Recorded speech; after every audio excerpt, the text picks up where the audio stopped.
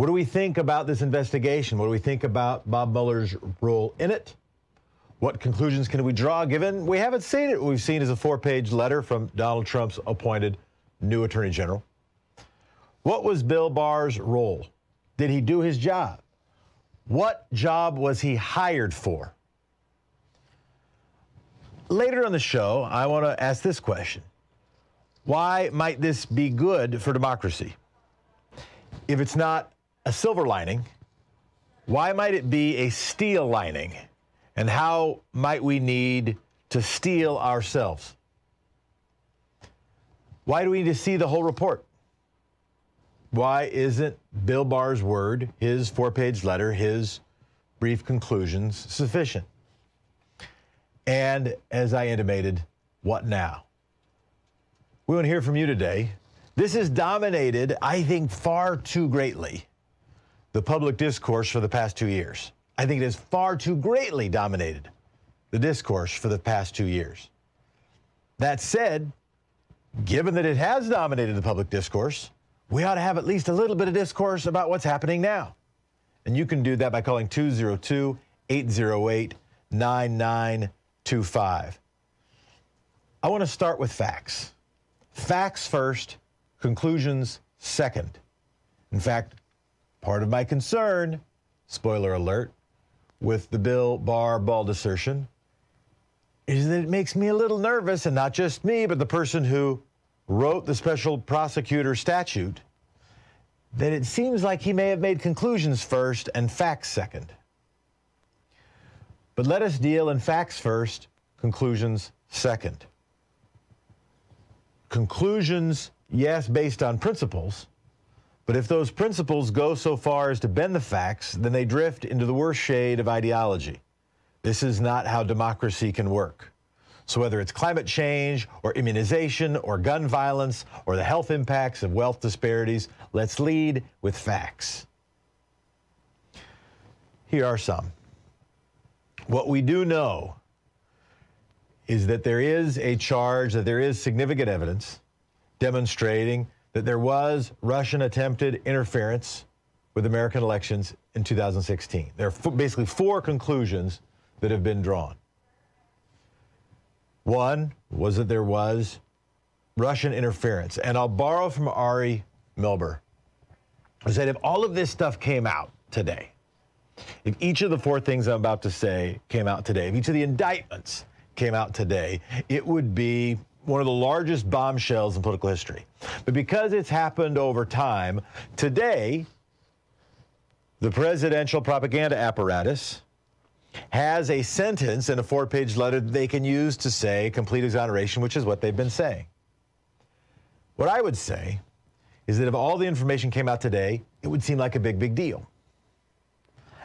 I also, later in the show, want to talk about why and justify my claim that there's been too much attention on the Mueller investigation from the beginning, and that we have to put more attention where it ought to be, and I'll talk about where I think that ought to be.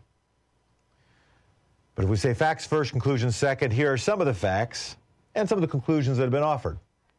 First, Russian interference. Second, 37 indictments.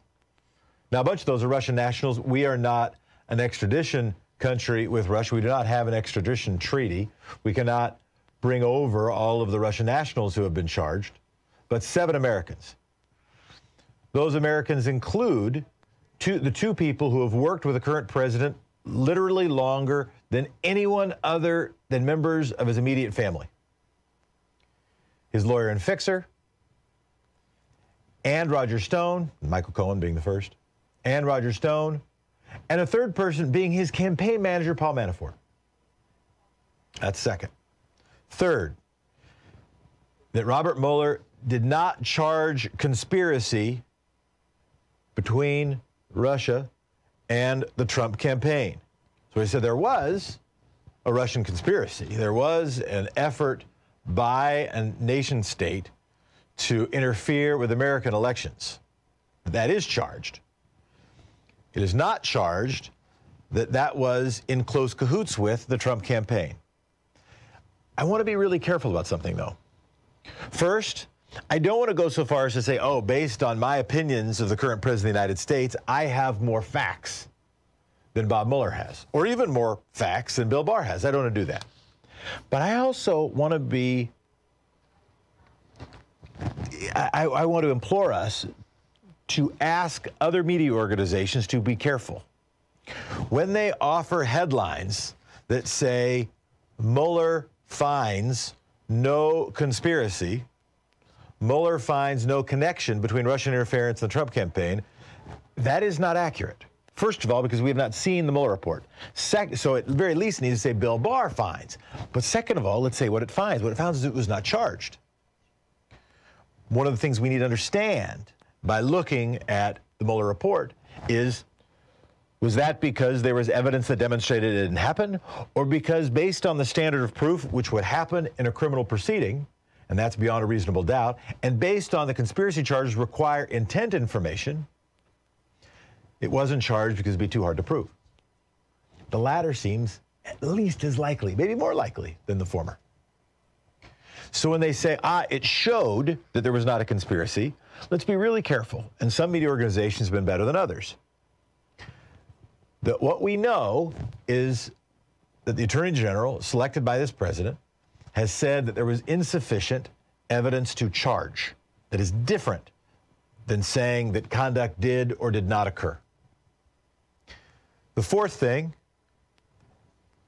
again, first, there was Russian interference, or at least enough evidence to indict. Second, there were 37 indictments. Third, that there was not a charge of connection with the Russian conspiracy to the White House. And fourth, that there was no exoneration on obstruction. Let's dwell on this for a moment. The argument by Bill Barr, and by the way, this was his argument before he had seen the Mueller report. This was his argument before he was Attorney General. This was his cover letter to apply for the job. Was he said, well, the president gets to do stuff, and because the president gets to do stuff, it's very hard for a president to be accused, indicted, and convicted of obstruction of justice.